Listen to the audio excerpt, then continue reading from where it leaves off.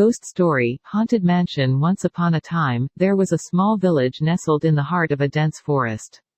The villagers lived a peaceful life, surrounded by nature's beauty. However, there was one house in the village that stood out from all the rest.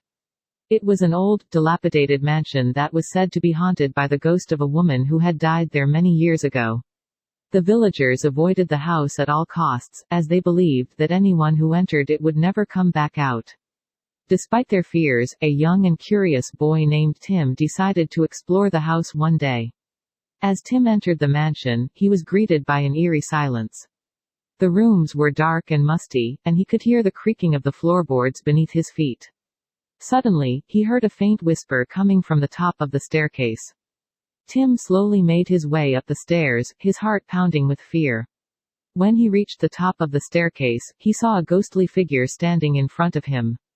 It was the ghost of a woman, dressed in a white gown, with long, flowing hair.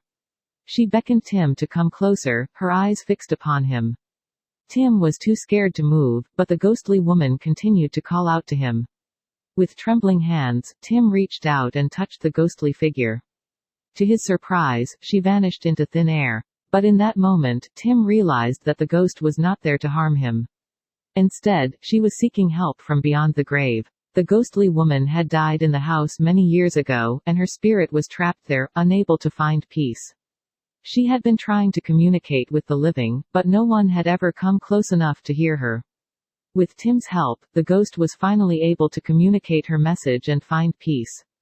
From that day on, the villagers no longer feared the haunted house. They told the story of Tim's bravery, and how he had helped the ghostly woman find peace. The mansion stood as a symbol of hope and courage, and T.